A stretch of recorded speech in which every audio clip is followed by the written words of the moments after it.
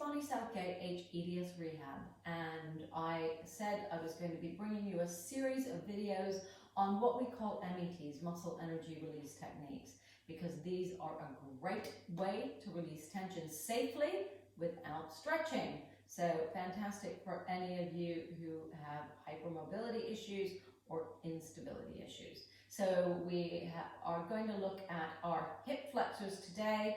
There's a great deal of people with HSD and hEDS that hyperextend their knees, and often we take the pelvis over those hyperextended knees. We end up arching the lower back and you end up with a big arch there, and actually you keep tension tight in your hip flexors that way.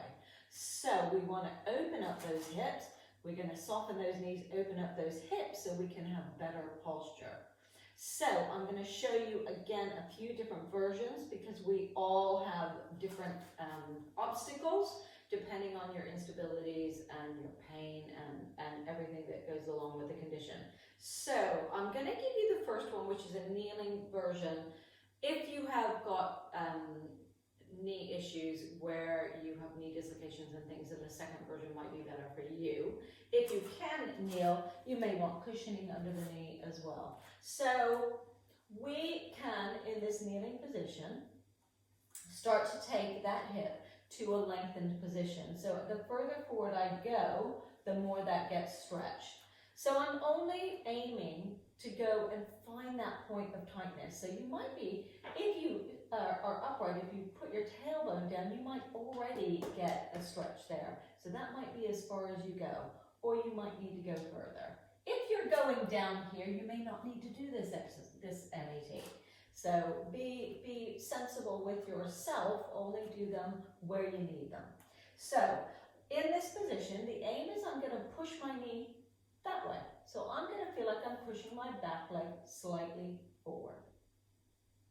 And I'm going to hold that for about 3 to 5 seconds. I'm using 10% effort, not a lot. You're going to want to use more, use less. And then we're going to start to go into that hip a little bit forward. And I'm going to repeat this 3 times. I'm going to bring that leg forward, so I'm making an effort to make it forward. Don't worry if you feel this leg pulling back, it's absolutely fine. You're going to be doing both at the same time.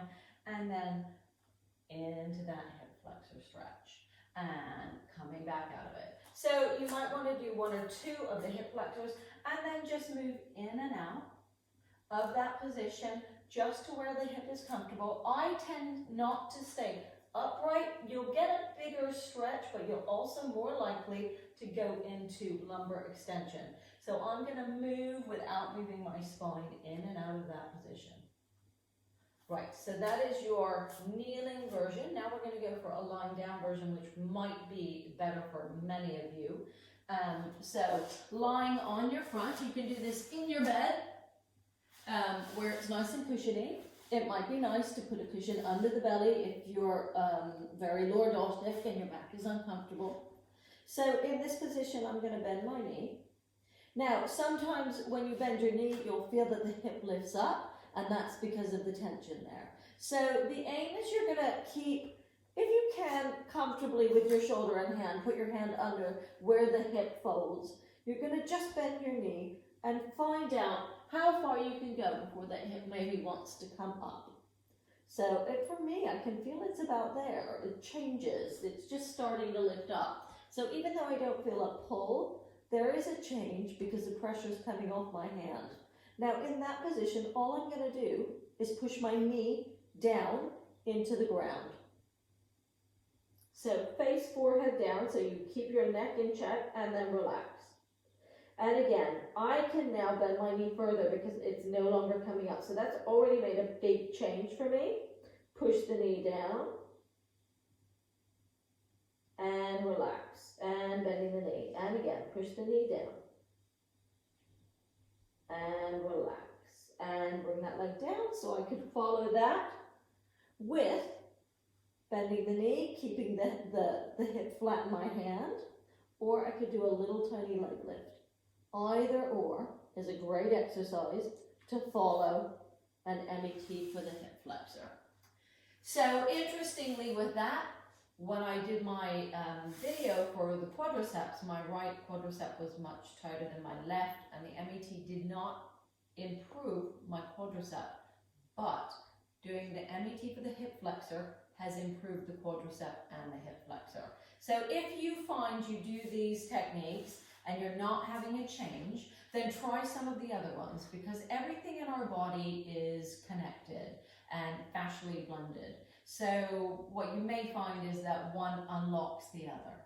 So that was a post-isometric relaxation technique for your hip flexors, and that was our exercise or PIR for the day. I hope you enjoyed it.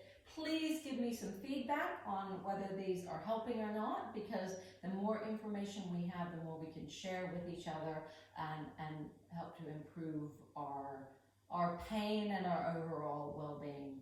So thank you for watching again. It's Bonnie Southgate, hEDS Rehab here, and have a great day. So that was our energy relief.